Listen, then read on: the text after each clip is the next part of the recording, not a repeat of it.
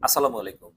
অনেকেই আমাকে মেসেজ দিয়ে জিজ্ঞাসা করে যে তারা দীর্ঘদিন ধরে টাইপিং করছে, কিন্তু তাদের টাইপিং এর গতি আসলে খুব বেশি পারছে না। তো সেজন্য আজকে এই ভিডিওতে আমি আপনাদেরকে ৩ টি টিপস শেয়ার করব এবং আমি আপনাদেরকে অনুরোধ করব যাদের টাইপিং এ স্পিড বাড়ছে না, তারা আগামী ৩০ দিন আমার এই ৩ টি টিপস ফলো করবেন এবং সেই নিয়মে টাইপ করবেন। তার ১ মাস পরে এসে এই পোস্টে আপনারা কমেন্ট করে জানাবেন আপনাদের কতটুকু উন্নতি হয়েছে। টিপস নাম্বার ১, আপনি যখন টাইপিং করবেন ১ম অবস্থায়, তখন মাথায় রাখবেন যাতে আপনার ব্যাক স্পেস কম চাপা লাগে এবং একই সাথে আপনি কিবোর্ডের কিগুলা মুখস্থ করবেন। অর্থাৎ কোন আঙুল দিয়ে কোন কি প্রেস করতে হবে সেই জিনিসটা আস্তে, আস্তে মুখস্থ করার চেষ্টা করবেন। ১ম দিকে আপনার কাজ হবে এই জিনিসটা আয়ত্ত করা।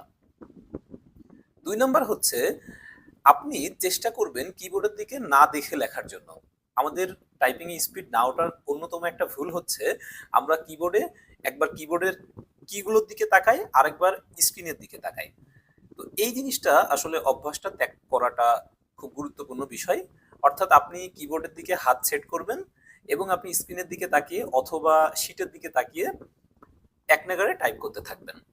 কিবোর্ডের দিকে তাকানো যাবে। মাঝে, মাঝে তো অবশ্যই কিবোর্ডে তাকানোর দরকার পড়ে। তবে চেষ্টা করতে হবে টাইপিং এর সময় কিবোর্ডের দিকে যত কম তাকানো যায়। ৩ নাম্বার ও সবথেকে গুরুত্বপূর্ণ যেটা, সেটা হচ্ছে টাইপিং এর সময় শব্দগুলো উচ্চারণ করে, করে টাইপ করা।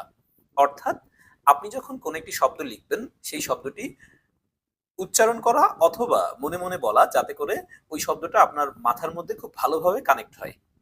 যেমন ধরুন, আপনি লিখছেন যে, "বাংলাদেশ আমার দেশের নাম।"